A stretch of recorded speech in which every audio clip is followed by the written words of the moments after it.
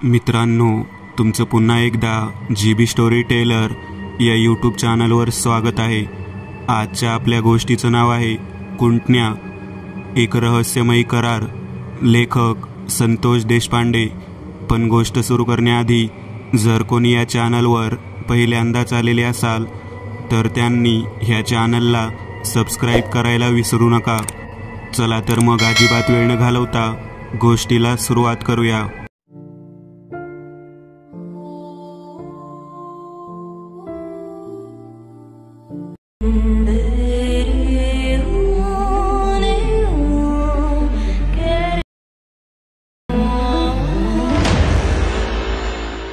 आजोबांनी केवढा अत्तर लावलेलं होतं।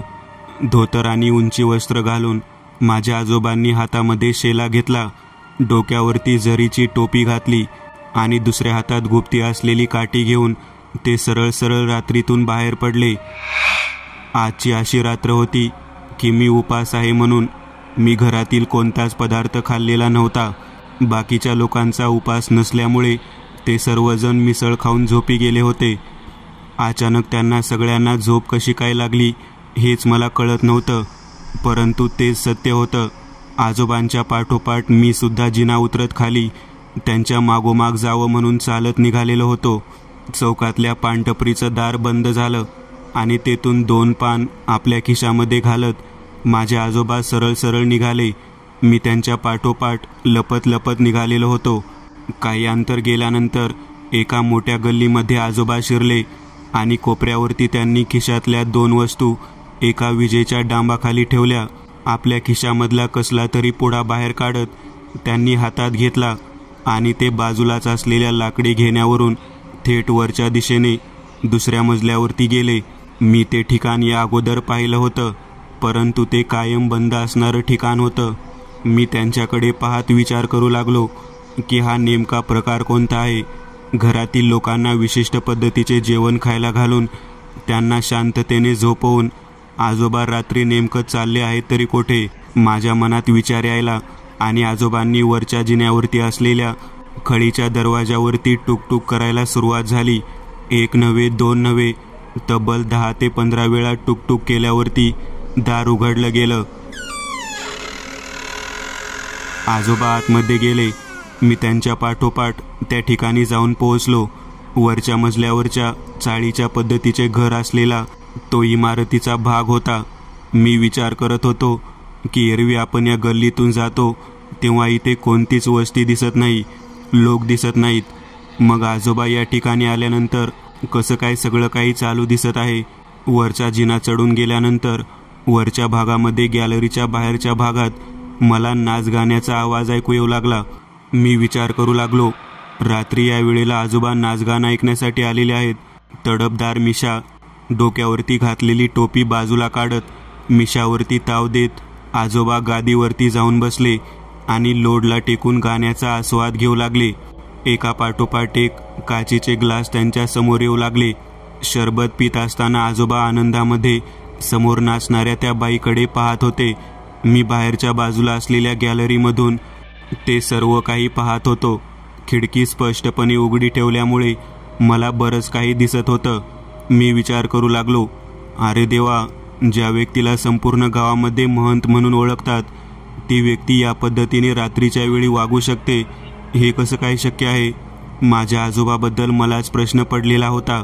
आपल्या खिशातल्या काढलेल्या 2 पुड्यांना समोर उघडत त्यांनी त्यातील गजरे बाहेर काढले आणि समोर नाचणाऱ्या त्या नर्तकीकडे पाहत ते गजरे तिला दिले। ती अतिशय जवळ येऊन आजोबांच्या छातीवरती डोकं ठेवत त्यांच्याकडे प्रेम भावनेने पाहू लागली। त्या नाचणाऱ्या बाईचं वय साधारण 40 वर्ष असावं असं मला स्पष्ट दिसत होतं। माझे 60 वर्षांचे आजोबा या पद्धतीने कधी वागू शकतील हे मला कधी वाटलंच नव्हतं। बराच वेळ नाचगाणं सुरू होतं। आजोबांच्या सोबत अगोदरच येऊन बसलेला एक व्यक्ती मला दिसला। विजार आणि पायजमा घातलेला तो व्यक्ती तोंडामध्ये पानाचा तोबारा भरून पिकदानीमध्ये थुंकत होता। मी त्या व्यक्तीला कुठेतरी पाहिलं आहे असं मला वाटत होतं, परंतु मला समजत नव्हतं की अशा पद्धतीचं वागणं आजोबाचं कसं काय असू शकतं। सारंगी वादन झाल्यानंतर सगळं काही नृत्य वगैरे संपल्यानंतर बरोबर 2:45च्या सुमारास आजोबांनी त्या बाईला मिठी मारली आणि ते तिला आतल्या खोलीमध्ये घेऊन गेले. मी बाजूच्या गॅलरीतून हळूहळू त्या खोलीच्या खिडकीच्या दिशेने निघालो.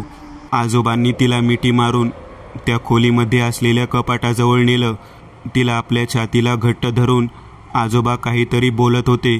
त्यांनी त्यांच्या खिशातील पान बाहेर काढलं आणि ते पान तिच्या हातात दिलं. तिला ते पान खाऊ घातलं. पान खाल्ल्यानंतर ती बाई आजोबाकडे पाहत काहीतरी बोलत होती. मी फक्त खिडकीतून हे दृश्य पाहत होतो. त्या खोलीमध्ये 2 मोठी कपाटं होती. त्याच्यावरती काचेचे आरसे होते. आरशाकडे पाहत मी नीट लक्ष देऊ लागलो. तेव्हा मला त्या आरशाच्या प्रतिबिंबामध्ये माझ्या आजोबांचा आणि त्या बाईचा चेहऱ्याचा भाग दिसला. तेव्हा ती बाई चेहऱ्यावरती संपूर्ण पिवळा रंग असणारी दिसू लागली आणि तिचे डोळे पूर्णतः काळेभोर दिसू लागले. तिची ती अवस्था पाहिल्यानंतर मी घाबरलो. मला कळून चुकलं की ही बाई मुळात जिवंत नाही. तिचा अवतार पाहून मी घाबरलो. मी खिडकीतून मागे असलेल्या गॅलरीला घट्ट पकडून उभा राहिलो. हा काय प्रकार आहे? आजोबांनी त्या बाईला आपल्यापासून दूर केलं आणि कपाट उघडून त्याच्या आत तिला ढकललं. कपाट लावून घेतलं. आजोबांनी त्याला कुलूप लावलं आणि आजोबा परतीच्या मार्गाने परत जिना उतरण्यासाठी येऊ लागले. मी धावत धावत खालच्या दिशेने उतरून जिन्याच्या कडेला जाऊन लपलो. 3 वाजून गेल्यानंतर त्या वरच्या भागामधला सर्व काही आवाज बंद झाला होता. त्या ठिकाणी संपूर्ण काळोख पडलेला होता.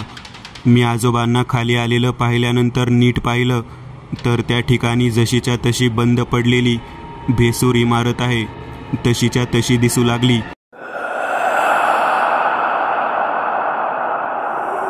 रात्री 12 ते 3चा हा जो काही खेळ होता तो माझ्या नजरेसमोरून अजून गेलेला नव्हता. मी घाबरलेलो होतो. पहाटे 3च्या नंतर आजोबा घराकडे येण्यासाठी चालत चालत निघाले. मी सुद्धा त्यांच्या पाठीमागे चालत निघालो. मला माहीत होतं की आजोबा यांनी काहीतरी गुपित कार्य केलेलं आहे. मी चालत होतो परंतु माझ्या मागं कोणीतरी चालत येत आहे असं मला जाणवू लागलेलं होतं. मी मागे वळून बघण्याच्या ऐवजी घरापर्यंतचा प्रवास पूर्ण केला. आजोबा घरामध्ये जिन्यावरून चढून गेले. मी पण त्यांच्या पाठोपाठ जिन्यामधून चढून वर गेलो. आजोबांनी घराचा दरवाजा लावला. मी मात्र गॅलरीमध्ये तसाच बसलो.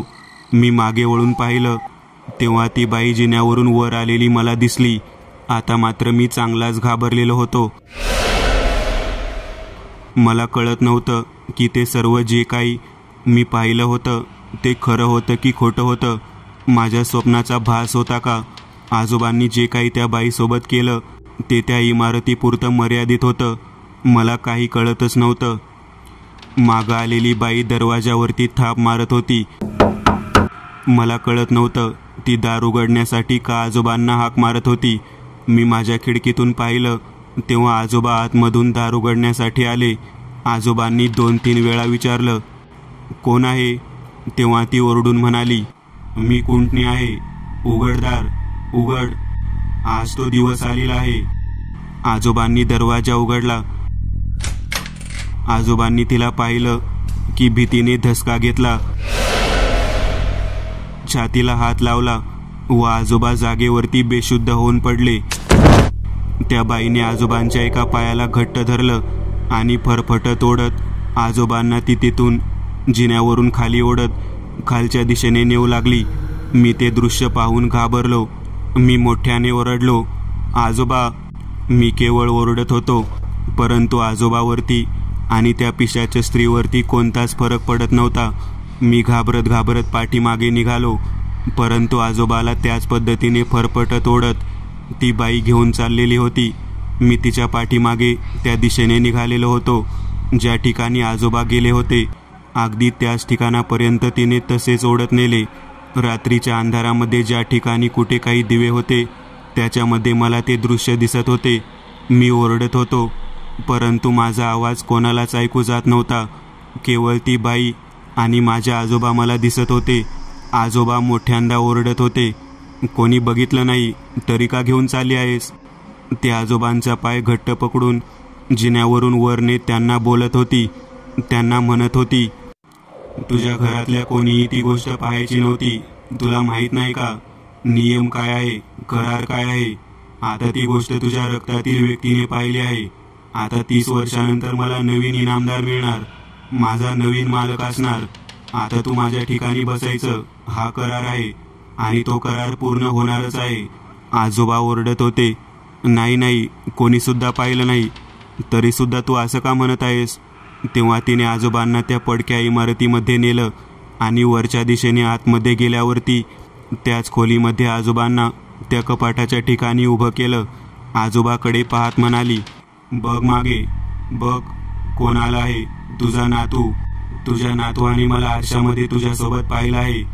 तेवढंच नाही तर तो या ठिकाणी येऊन तुझ्या पाठोपाठ तुझ्या घरापर्यंत आला होता. मी त्या ठिकाणी आल्यानंतर तुझ्या नातवाने मला पुन्हा एकदा पाहिलं.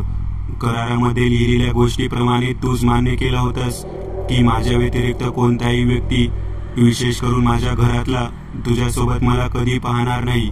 जरी मला पाहिलं तरी ज्या ठिकाणी मी बंदिस्त आहे ते ठिकाण तरी पाहणार नाही.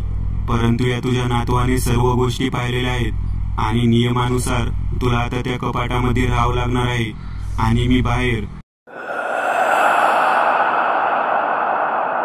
त्या बाईने आजोबाला तिच्या ब्लाऊजमध्ये लपवलेला तो कागदी करार बाहेर काढून दाखवला. माझी मैफिल सुरू राहणार आणि तुझ्या नियमानुसार ज्याने मला पाहिलं आहे तो या ठिकाणी रात्रीतून बैठकीला येणार. लक्षात ठेव, तुझे सांगितलं आहे ते कुंटण्याचं रहस्य मी तुला वाचून दाखवलेलं आहे आणि तुला सांगितलं आहे. आता पुढचा करार तुझ्या नातवासोबत होणार आहे. तो मागे आलेला आहे. मला माहीत आहे की तो करार मोडणार नाही, तरी पण तुझ्या जीवासाठी का होईना तो इथपर्यंत आला आहे. आता तो कपाटात आणि तो करारासाठी इथं. काही क्षणातच त्या बाईने माझ्या आजोबांना कपाटाच्या आतमध्ये ढकललं, बाहेरून दरवाजा बंद केला आणि माझ्याकडे केवळ तिरक्या नजरेने पाहत मला डोळ्याने खुणावलं. आपोआप माझे पाय चालत चालत आतल्या दिशेने गेले. ती माझ्यासमोर बसली. मी तिच्यासमोर बसलो. ती मला म्हणाली, तू पुढचा इनामदार आहेस. तुझ्या आजोबांनी 30 वर्षापूर्वी माझं आवाहन करून मला प्रसन्न केलं होतं. प्रेत साधना केली होती. त्या प्रेत साधनेनंतर माझी एक गोष्ट त्यांनी लपवून ठेवली. ती गोष्ट ते मला परत द्यायचं म्हणून बोलून या ठिकाणी घेऊन आले. याच ठिकाणी मी माझा जिवंतपणीचा व्यवसाय असलेला व्यवसाय सुरू करू लागले. तुझा आजोबा, त्याचा मित्र मल्लप्पा या दोघांनी मिळून प्रेत साधना केली होती. माझी एक वस्तू लपवलेली होती. ती गोष्ट जर मला परत मिळाली तर मी तुला सोडून देते. माझं काहीही म्हणणं असणार नाही. फक्त माझी एक गोष्ट मला परत द्यायची. मी माझ्या ठिकाणी निघून जाईन. परंतु ती गोष्ट तुला कुठे माहीत आहे? जर तुला जमलं तर ती गोष्ट शोध आणि मला ती परत आणून दे. मी हा जो काही फेरा आहे तो सर्वच्या सर्व संपवून टाकते. तेव्हा मला काय बोलावं कळना. मी माझ्या मनात विचार करू लागलो. आजोबासोबत असलेली व्यक्ती कोण होती? ती आजोबांची मित्र होती. तिचं नाव मल्लप्पा होतं हे तर कळालं. मी तेव्हा त्या बाईला म्हणालो, माझ्या आजोबासोबत असलेल्या मल्लप्पा म्हणायच्या माणसाशी बोलून मी हे सर्व काही संपवण्याचा प्रयत्न करतो. तेव्हा ती म्हणाली, जोपर्यंत हे संपत नाही तोपर्यंत तुला रोज रात्री 12 ते 3च्या वेळेला या ठिकाणी यावं लागेल. हा कुंटण्याचा दरबार त्याशिवाय सुरू राहणार नाही. तिच्या मनातील इच्छा पूर्ण जोपर्यंत होत नाही तोपर्यंत कोणी ना कोणीतरी माझ्यासमोर मला बैठकीला हवा आहे. मग तू एकटा जरी जिवंत व्यक्ती असला तरी मला चालेल. तेव्हा मी म्हणालो, माझ्या आजोबासोबत जो व्यक्ती आला होता तो मल्लप्पा होता. मी त्याची भेट घेतो आणि तुझी जी काही वस्तू कोठे लपवलेली आहे ती तुला परत देण्यासाठी प्रयत्न करतो. ती वस्तू परत दिल्यावरती तर का होईना तू माझा पाठलाग सोडशील ना? तेव्हा ती माझ्याकडे हसत म्हणाली, मी तुझा पाठलाग सोडणार नाही वेड्या. तू मला यातून मुक्त करणार. मी तुझा पाठलाग माझ्यापासून संपुष्टात आणणार. माझी वस्तू मला परत मिळाल्यावर मी कशाला इथे थांबेन? या कुंटण्याचा करार लगेचच संपून जाईल. तिने माझ्यासमोर तो कागद धरला. माझ्या हातावरती तो कागद ठेवला. माझा डावा हात हातात घेत तिने आपल्या केसातील सुई काढली आणि माझ्या बोटावरती खुपसली. माझ्या अंगठ्यात सुई खुपसल्यानंतर त्यातून वाहणाऱ्या रक्ताने त्या कागदावरती ठसा उमटला आणि मला म्हणाली, करारबद्ध झाला आहेस तू. कुंटण्याचा करार झालेला आहे. आता लक्षात ठेव, कराराप्रमाणे तुझ्या पाठीमागे जर तुझ्या रक्तामधला कोणता व्यक्ती येऊन या ठिकाणी बैठकीचा भाग जर पाहिल तर तुला या कपाटात जावं लागेल आणि तुझ्या जागी त्याला या ठिकाणी करारामध्ये समाविष्ट व्हावे लागेल. मी घाबरलो. मी म्हणालो, मी रात्री कसं काय येणार? या ठिकाणी माझ्या घरातले मला कसं सोडतील? तेव्हा ती बाई माझ्याकडे पाहत हसत म्हणाली, जसा तुझा आजोबा येत होता तसंच तुला यावं लागेल. जर तू नाही आलास तर लक्षात ठेव, मी स्वतः तुझ्या खोलीत येईन आणि तुझ्या आजोबाला ज्या पद्धतीने फरफटत ओढत या ठिकाणी आणून कपाटात कोंडलं त्या पद्धतीने कोंडून टाकेन. लक्षात घे, कुंटण्याचा करार एवढ्या सहजासहजी कोणालाही मोडता येत नाही. मी चांगलाच घाबरलो होतो.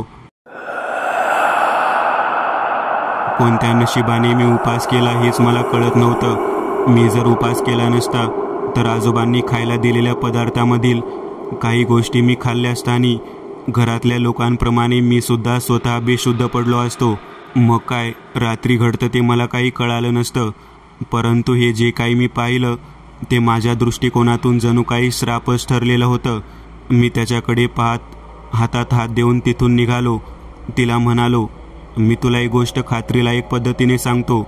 तुझी जी काही गोष्ट माझ्या आजोबांनी आणि त्या मल्लपाने लपवलेली आहे ती मी तुला जरूर परत आणून देईन. परंतु ती परत दिल्यानंतर मात्र तुला हा करार मोडावा लागेल. तेव्हा ती म्हणाली, अरे वेड्या, मी पिशाची असून अजूनपर्यंत मला ती गोष्ट सापडली नाही. जर तुला ती सापडली तर मी कशाला तुला त्रास देऊ? मी स्वतःहून माझ्या पिशाची योनीमधून मुक्त होण्याच्या दृष्टिकोनातून निघून जाईन. तिचा भेसूर पिवळा धमक चेहरा मला सहन होत नव्हता. मी तिथून निघालो आणि थेट घराकडे आलो. 4 वाजून गेले होते. आता आजोबा कुठे आहेत हा प्रश्न विचारल्यावर कोणाला मी काय सांगणार? मला काही कळत नव्हतं. मी त्या अगोदरच घरात कालवा करायला सुरुवात केली. आजोबा कुठे गेले? आजोबा कुठे गेले? रात्रीतून आजोबा बाहेर गेले, ते आलेच नाहीत. माझे वडील, माझी आई, माझे काका माझ्याकडे पाहू लागले. अचानक मी असा का बोलत आहे म्हणून मला ते म्हणाले, अरे पिंटू, तू असं का बोलत आहेस? तेव्हा मी म्हणालो, अगं आई, मी पहाटे उठलो तर पाहिलं तर आजोबा कुठेच दिसले नाहीत. अरे देवाला वगैरे गेले असतील. त्यांना पहाटे देवाला जायची सवय आहे.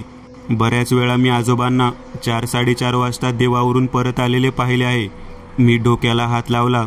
मला कळून चुकलं की आजोबा रात्रीच्या वेळेला त्या बाईकडे जात होते आणि पहाटे 4-4:30 नंतर घरी येत होते आणि घरातल्या लोकांना वाटत होतं की आजोबा मंदिरात पहाटेच्या काकड आरतीला जात असतील. मी माझ्या बाबांकडे पाहत म्हणालो, बाबा, आजोबांचे मलप्पा म्हणून कोणी मित्र आहेत का? तेव्हा बाबांनी माझ्याकडे आश्चर्यकारक नजरेने पाहिलं. ते म्हणाले, मलप्पा? अरे मलप्पांना जाऊन तर 30 वर्ष झाली. काय बोलत आहात? होय, 30 वर्ष झाली. तुझा जन्मसुद्धा झाला नव्हता तेव्हा मलप्पा या जगातून गेलेला आहे. मी डोक्याला हात लावला. माझे वडील म्हणाले, तुला मलप्पाबद्दल कोणी सांगितलं? बाबांनी सांगितलं का? नाही, मी बाहेर जेव्हा काल गेलो होतो तेव्हा पानाच्या टपरीवरती त्यांचा विषय सुरू होता. तेव्हा माझे वडील म्हणाले, मलप्पा काका हे अचानकच रात्रीतून गायब झाले. कोणी म्हणतो की ते विहिरीत पडून मरून गेले, कोणी म्हणतं की ते नदीत वाहून गेले. केवळ तेच नाही तर त्यांच्या घरातील 4 मुली आणि त्यांची बायकोसुद्धा त्या रात्रीतून गायब झाली. लोक म्हणतात की त्यांनी सामूहिक आत्महत्या केली आहे. बऱ्याच गोष्टी अशा सांगितल्या जातात, परंतु अजूनपर्यंत ते कोठे गेले कोणालाच माहिती नाही. माझ्या डोक्यात प्रकाश पडू लागला. मलप्पा आणि माझे आजोबा दोघेजण मिळून त्या बैठकीला बसत होते. म्हणजे याचा अर्थ माझे आजोबा एकमेव जिवंत व्यक्ती होते जे त्या ठिकाणी उपस्थित होते आणि दुसरा व्यक्ती मृत होता. मी डोक्याला हात लावला. कदाचित मलप्पाचा करार माझ्या आजोबांनी स्वतःच्या अंगावरती घेतला होता का काय, असं मला वाटू लागलं. नेमकं मलप्पाचं रहस्य आहे तरी काय, हे मला शोधायचं होतं. वास्तविक पाहता मी अशा पद्धतीने कधी आजोबांच्या जुन्या काळातील मित्रांबद्दल चर्चाच केली नव्हती. आज वडिलांबरोबर केली आणि वडील मला त्यांच्याबद्दल सांगू लागले. मी वडिलांना म्हणालो, बाबा, मलप्पा काका कोठे राहायला होते, काही माहिती आहे का? तेव्हा बाबांनी मला जागा सांगितली. मला म्हणाले, अरे गावाच्या एकदम कोपऱ्यामधल्या बाजूला जेथे जुन्या काळातील पडवीची चाळ आहे त्या ठिकाणीच राहायला होते. मी डोक्याला हात लावला. मी म्हणालो, जुन्या काळातील पडवीची चाळ म्हणजे ती लाकडी इमारत का, जी पडकी आहे? तेव्हा वडील म्हणाले, हो तीच इमारत, जिथे समोर विजेचा खांब आहे, जुनी पडकी पानटपरी आहे, त्याला लागूनच. माझ्या डोक्यात विचारचक्र सुरू झालं. आपण ज्या इमारतीमध्ये गेलो होतो तीच इमारत वडिलांनी सांगितलेली आहे. बापरे, याचा अर्थ सगळ्यात महत्त्वाची गोष्ट म्हणजे मलप्पा या आजोबांच्या मित्राच्या घरातच आजोबांना बंद करण्यात आलं आहे. आता वडिलांना आपण मलप्पा आजोबांच्या बाबतीत काही विचारायला हवं, म्हणून मी त्या पद्धतीने प्रयत्न करू लागलो. माझे वडील म्हणाले, मलप्पा यांची आणि आपल्या आबांची खूप मैत्री होती रे. ते दोघेही चित्रविचित्र पद्धतीच्या गोष्टी करत होते. वेगवेगळ्या गोष्टीचा शोध घेण्यामध्ये तर त्यांचा हातखंडा होता. बरेच जण म्हणतात की आबा आणि मलप्पा या दोघांनी मिळून कोणत्या तरी रहस्यमय ठिकाणी जाऊन तेथील एका शक्तीला स्वतःच्या इच्छेसाठी कैद केले होते. परंतु अजूनपर्यंत ते सत्य आहे असं मला वाटत नाही, कारण माझे वडील देवधर्म करणारे एक महंत होते. त्यांच्या बाबतीत गावातील लोकांना काही गोष्टी आवडत नव्हत्या, म्हणून तर हे सर्व काही गावातल्या लोकांनी उठवलेलं आहे. मला तर वाटतं मलप्पा यांचा खूनसुद्धा गावातल्या लोकांनीच केला असावा. लोकांचा माझ्या वडिलांवर आणि त्यांच्या मित्रावर संशय होता की ते दोघेजण मिळून काहीतरी तंत्रविद्या करतात. कदाचित त्यामुळेच त्यांना कोणीतरी रात्रीतून मारून टाकलं असावं, पुरून टाकलं असावं असं मला वाटतं. माझे वडील मला म्हणाले, तू जे काही विचारत आहे त्यानुसार तुला त्यांच्याबद्दल कोणी माहिती सांगितली का? तेव्हा मी म्हणालो, बाबा, त्याच त्यांच्या घरासमोरच्या कोपऱ्यावरच्या पानटपरीमध्ये मी काल गेलो होतो. त्यावेळेला मला त्यांनी मलप्पा व आजोबाच्याबद्दल माहिती सांगितली. माझे वडील माझ्याकडे पाहत म्हणाले, त्या भागामध्ये कधी जात जाऊ नकोस. बरेच लोक म्हणतात की ती वस्ती, ते ठिकाण, ती इमारत फार भयानक आहे. त्यामुळेच त्या पानटपरीच्या पलीकडच्या बोळामध्ये कोणीच जात नाही. मी सर्व काही ऐकल्यानंतर वडिलांना म्हणालो, तुम्ही कधी कोणाला तिकडे जाताना पाहिलं आहे का? तेव्हा माझे वडील मला म्हणाले, कधी तसा प्रसंगच आला नाही. परंतु सत्यवान म्हणायचा जो माझा मित्र होता त्याने मला सांगितलं की तुझे वडील रात्रीच्या वेळी 3-3:30 वाजता त्या ठिकाणाहून 1-2 वेळा येताना मी पाहिलं आहे. तेव्हा मी त्याला म्हणालो, अरे बाबा, तंत्रसाधना करतात ना, कधी कधी रात्रीच्या वेळी ते जात असतात. काही त्यांना साहित्य हवं असतं स्मशानातलं वगैरे, तेव्हा ते साहित्य आणण्यासाठी जात असतात. मी त्याला तसेच बोलून टाळलं होतं. परंतु सत्यवान म्हणाला की मी तुझ्या वडिलांना 1-2दा नाही तर तब्बल 8 दिवस पाहिलेलं आहे. मी रात्रपाळीला जेव्हा लाईट नसते त्यावेळेला पाणी सोडायचं म्हणून शेतामध्ये गेलो होतो. पहाटेच्या वेळेला मी घराकडे येत असताना मला तुझे वडील दिसत होते. मी माझ्या वडिलांना म्हणालो, मलप्पा हे जे आबांचे मित्र होते ते मित्रच होते का? आबांचे नातेवाईक वगैरे कोण होते? तेव्हा माझे वडील म्हणाले, लांबून नातेवाईक लागत होते असे म्हणतात. माझ्या वडिलांसोबत बोलणं झाल्यानंतर मला वडील म्हणाले, आजोबा घरात नाही ते तुला कधी कळालं? तेव्हा मी म्हणालो, मी पहाटे लघवीला उठलो होतो. तेव्हा मी आजूबाजूला पाहिलं, तेव्हा हे दार उघडं होतं. आजोबा घरामध्ये नाही ते मला त्यावेळेला कळालं. तेव्हा माझी आई मला म्हणाली, अरे ते मंदिरात जातात, उशिरापर्यंत साधना करतात आणि 6-6:30ला घरी येतात. येताना पेपरसुद्धा घेऊन येतात. आज अशी गोष्ट होती की 10 वाजले तरी आजोबा आलेले नव्हते. माझ्या घरातील सर्व लोकांना चिंता लागून राहिली. तेवढ्या सत्यवान आमच्या घरी आला.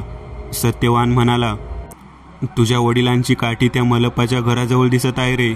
आता मात्र मी चांगलाच घाबरलो, कारण सत्यवान म्हणून जो माझ्या वडिलांचा मित्र होता तो शेताला त्याच वाटेने जात होता. शोधाशोध सुरू झाली होती. मला सर्व काही माहीत असून सुद्धा मला काही बोलता येत नव्हतं. आता फक्त शोध घ्यायचा होता, तो एकाच गोष्टीचा, तो म्हणजे कुंटण्याच्या गुप्त असलेल्या लपवलेल्या वस्तूचा. मला माहीत होतं जर ती वस्तू मी शोधून काढली तर माझा करार संपणार होता आणि माझे आजोबा मला परत मिळणार होते. मी देवासमोर बसलो आणि नमस्कार करत देवाला म्हणालो, हे भगवंता, काही हो दे, परंतु माझ्या आजोबांना आणि मला या कुंटण्याच्या करारामधून मुक्ती मिळू दे. मी डोळे मिटून नामस्मरण केलं. तेव्हा जुन्या काळामधला एक देवीचा फोटो माझ्या नजरेसमोर येऊ लागला. त्याच्या पाठोपाठ 3-4 मुली, एक बाई मला दिसू लागली. त्या मुलींच्या पायामध्ये पैंजण सुद्धा दिसू लागलं. मी तो फोटो डोळ्यासमोरून आठवत होतो. जुन्या काळातील देवीचा फोटो माझ्या नजरेसमोर आला आणि मी खडबडून जागेवरती उठून बसलो. हा फोटो मी कुठेतरी पाहिला आहे. त्यावेळेला मी विचार करू लागलो, ज्या ठिकाणी आजोबांनी 2 पुड्या लाईटीच्या खांबाजवळ ठेवल्या होत्या, त्या मागच्या बाजूच्या घराच्या कोनाड्यांमध्ये त्या पानटपरीच्या बाजूलाच तो फोटो मी पाहिला होता. मी डोक्याला हात लावला. अरे बापरे, हा फोटो तर आपण त्या ठिकाणी पाहिला आहे. काय कारण असू शकतं? आपल्याला तो फोटो त्या ठिकाणी असलेला परत ध्यान केल्यावर दिसलेला असावा.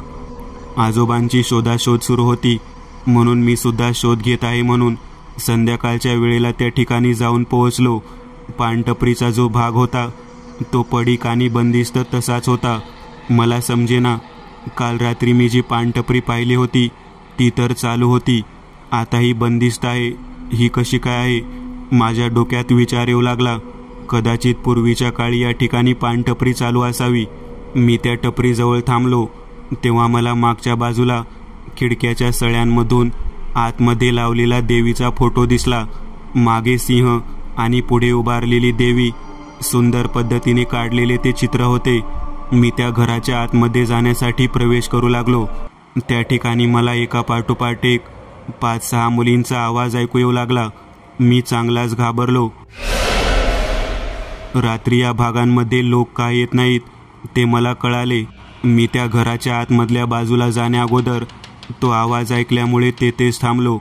तरीसुद्धा लहान मुली बडबड करत आहेत असा तो आवाज होता. घुंगरांचा आवाज होता. आता मात्र आपलं काही खरं नाही असं मला वाटतं.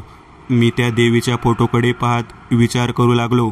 ज्या ठिकाणी देवीचा फोटो आहे त्या ठिकाणी असा आवाज येणं म्हणजे खरंच अघटित आहे.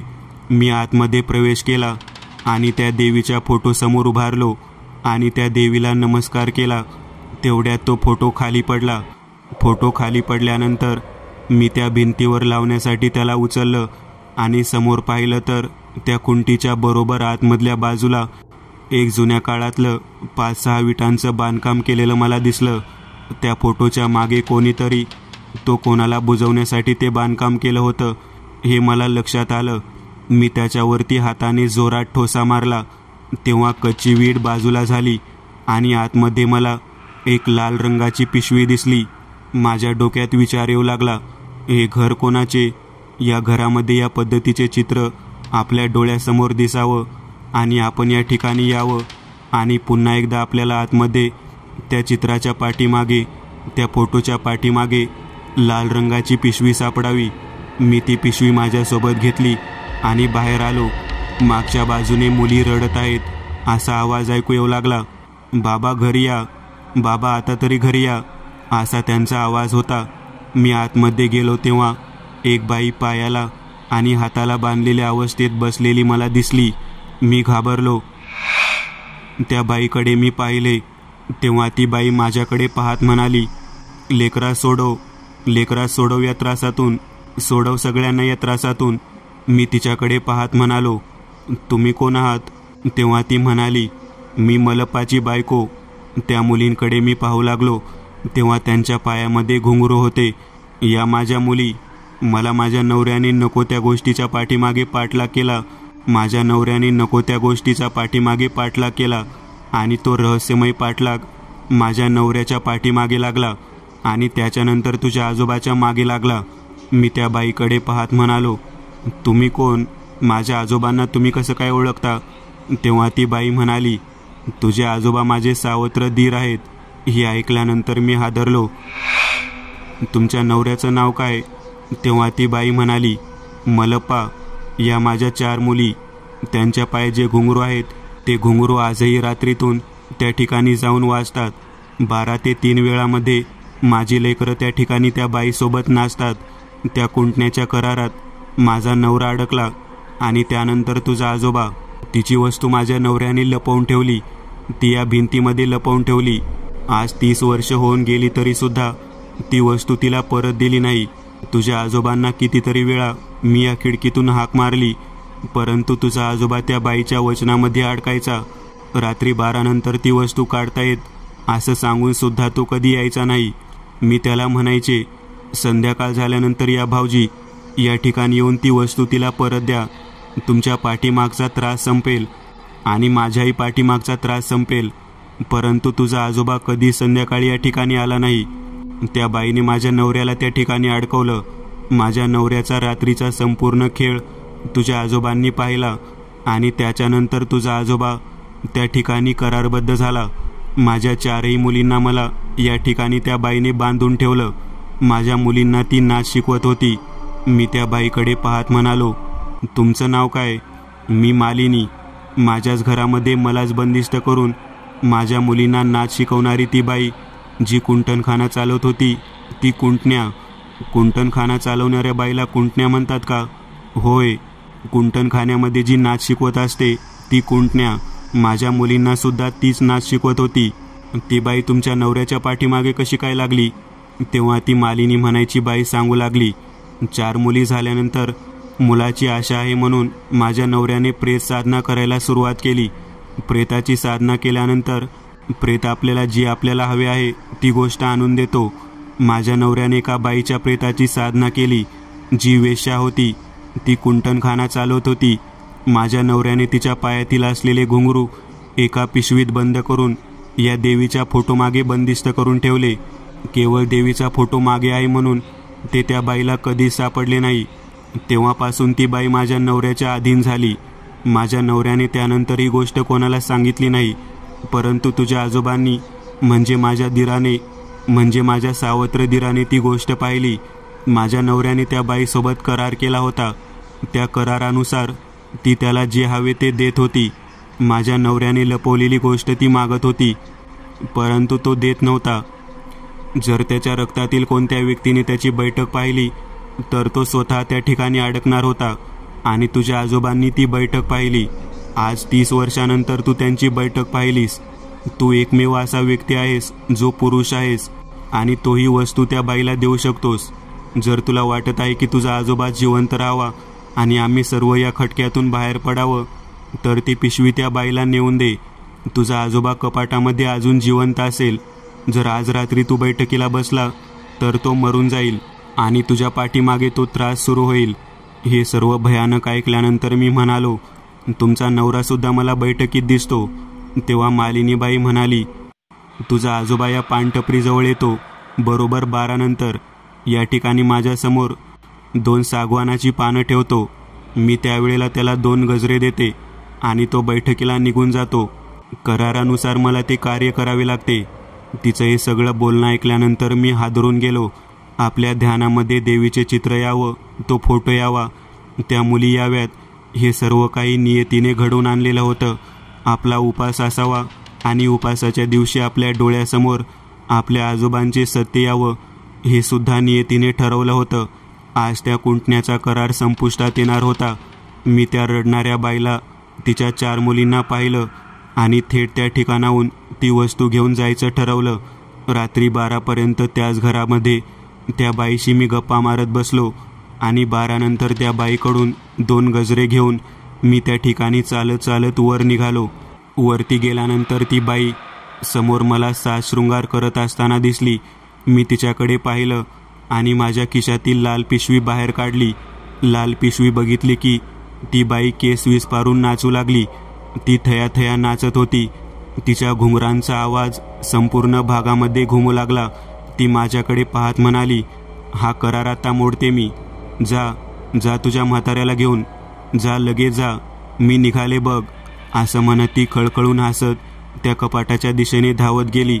माझ्या आजोबांना दरवाजा उघडून बाहेर काढून माझ्या दिशेने भिरकावून दिलं आणि ती बाई ते घुंगरू घेऊन उलट्या पावलाने किंचाळत स्मशानाच्या दिशेने अदृश्य झाली. मी माझ्या आजोबाला हाताला धरून त्या ठिकाणाहून परत घेऊन आलो.